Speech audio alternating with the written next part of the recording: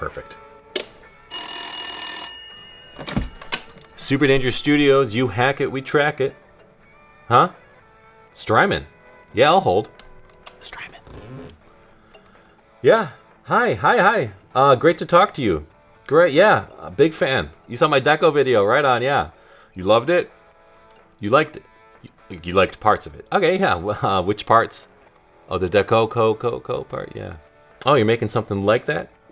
But it's not a pedal. Okay. Looking like we're wide open, so go ahead and send it over. And hey, as long as I got you, I have this crazy idea for a pedal, right? Half distortion, half tuner. So when you tune, hello? Must have gotten disconnected.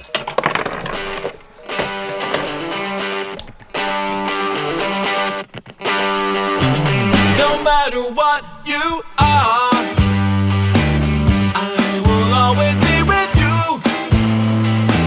Doesn't matter what you do, girl. Ooh, girl, want you. No matter where you go, I will always be around. Won't you tell me what you found, girl? Ooh, girl, want you. Knock down the old. I want to feel something.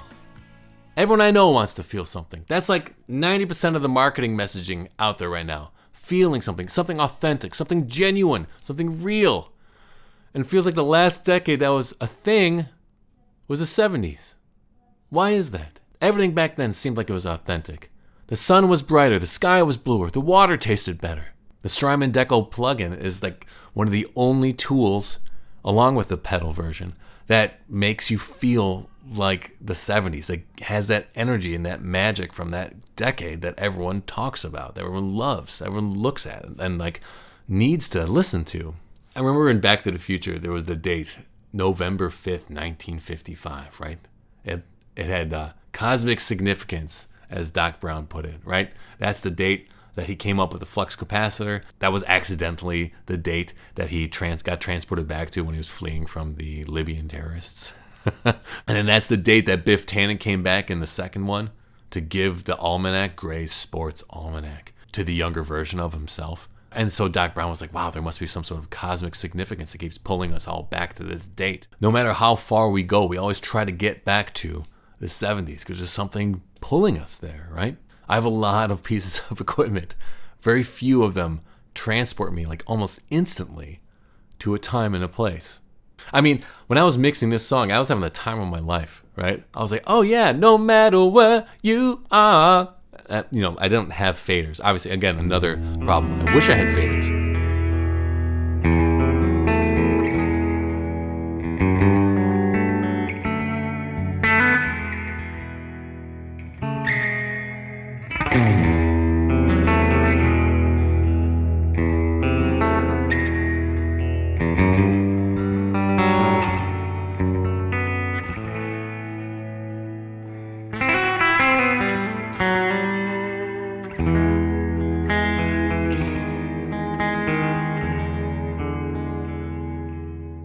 If you don't know what the Deco is, or was as the pedal version, it was simulating a 2-tape head machine, right? The ones they would use at Abbey Road, that Ken Townsend would flip them around and make all sorts of cool things, like the original effect, right? So from saturation to flanging, chorus, echo, all those things, just by changing the speeds of the decks from reference deck to lag deck. And by manipulating those times between the two decks, that's how you created these awesome effects that we all take for granted. Basically, every great guitar effect needs to pay homage to the tape deck, because that's really where it came from.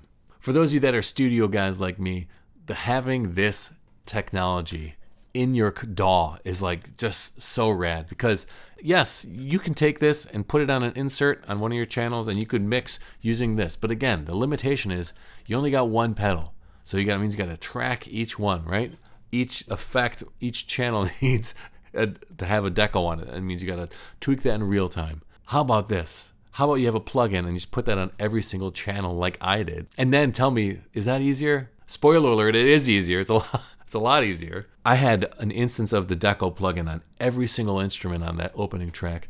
Sometimes doubled, sometimes tripled. So usually it's too much of a good thing, but not of the Deco. So the way that the Deco UI works, it's exactly like the pedal, right? Look at that, they made it. Except what they added here was these tempo buttons that you can use, which makes it so easy now, because now you don't have to guess. You can just sync it to tempo and you're good to go. You can also do tap tempo. And all the secondary functions that are normally, you gotta press 2 buttons, hold it down, da-da-da, you have access to them here, like low trim and auto flange rate. So on the left side is saturation. That controls how much saturation you have. Down here, it's just a little bit light compression, but up here it gets to like insane levels of saturation. It's really just like cranking all over the place. It's falling apart. The classic is a little bit more subtle. The cassette is modeled after an ALC type 70s tape machine, and it's like tons of compression, tons of gain, tons of saturation. It becomes a very cool thing, but it really is like destructive. Like it just like saturates it to you can't even tell what it is anymore. And then here you can shape the tone. You can cut the low trim, right? If it's like getting too woofy in the low end, obviously that happens all the time. And this turns it on and off. And then on the right-hand side, we have the double tracker, and this is where all those fun modulation effects come in. At the very, from here to here is flanger, a little bit higher. From here to here is chorus. This is slap area and echo, and then down here is delay, right? And then you can select the different type of playhead recording here. Sums it's in the middle, inverts the reference track, and bounces one track to each side. So reference track to left and then lag track to right.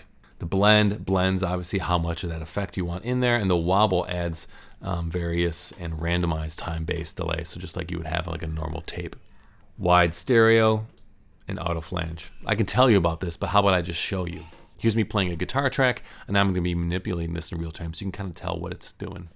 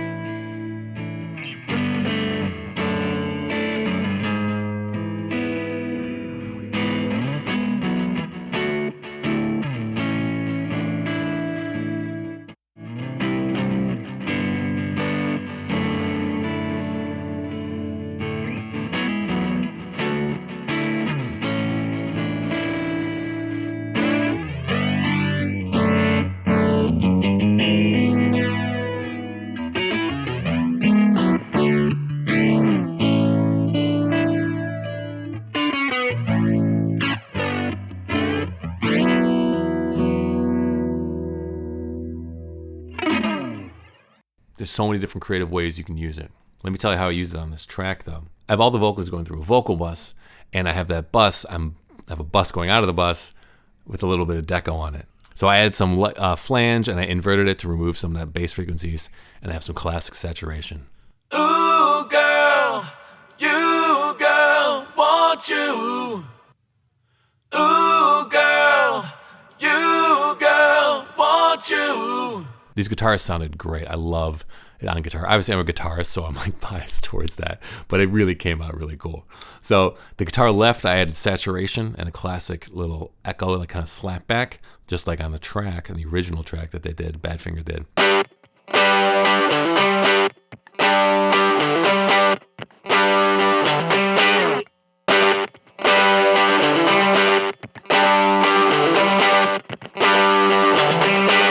On the guitar on the right, I added more saturation, and then I added a little bit of chorus as well.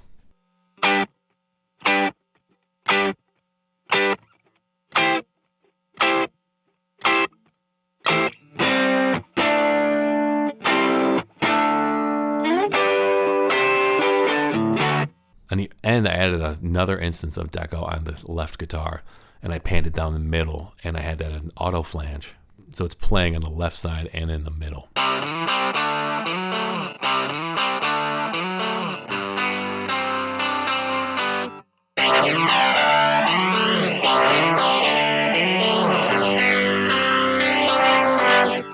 On the bass, just a great classic 70s sounding bass, added some saturation and just a touch of flange.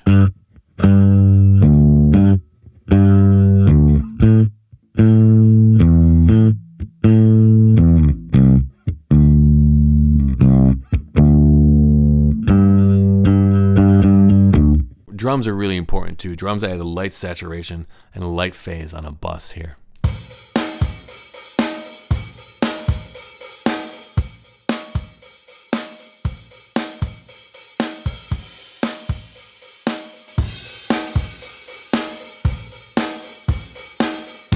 So here's what the track sounds like without any decos. No decos on anything. Can't you see it on my face, girl? Ooh, girl, want you.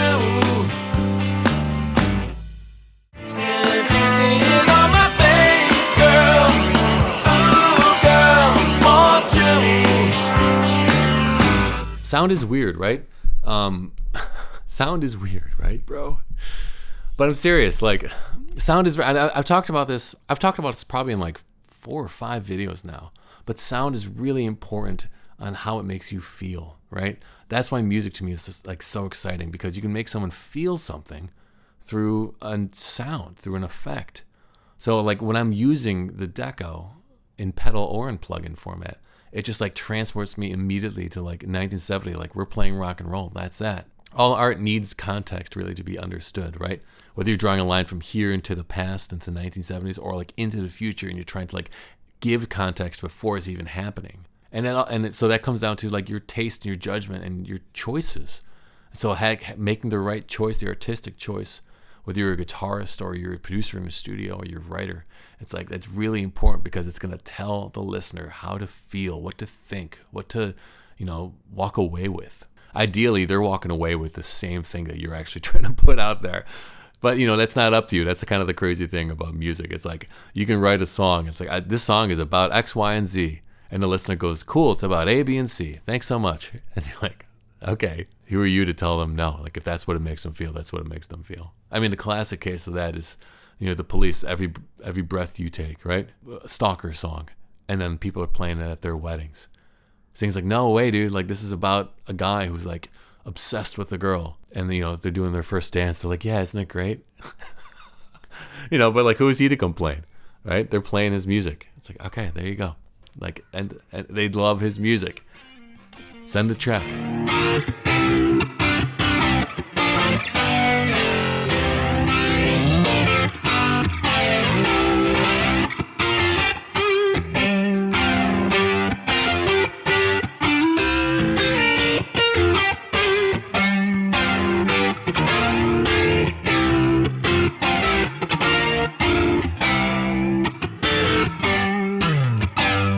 Plugin is great. The workflow changes alone. There's no other plugin that does what the Strymon Deco plugin does right now. Some of them approximate it, but it's like impossible to use their UI. The Deco is so straightforward, really easy to use, and it sounds great. And you have to use your ear, which is good. It doesn't have all these little presets. It doesn't have all these little numbers you got to be constantly looking at. You just use your ears, just like they did way back then. all these hit records, they didn't have UIs, right? They didn't have all these like analyzer plugins and like looking at LUFs and all that kind of crap. They were just listening to the music. Does it sound good? Yeah, great, print it. Sometimes I get bummed out, man. Sometimes I feel like I should have been born in the 70s, right? I'm a guitarist. I like to play rock and roll. You know, and I listen to this music from back then, and it just calls to me. It beckons. It says, hey, come on stage. Come play with us, man. And I'm like, dude, I wish. So my DeLorean, my time machine was the Strymon Deco plugin, right? That was my transport back there. Sure, I can't live there. Sure, I don't have memories from the 70s. But it gave me, just for an instant, just for a couple minutes, like, wait a second. This might be what they felt. This might be what it was like to be in the 70s, to be surfing, to be roller skating in the 70s as the sun sets in your cul-de-sac.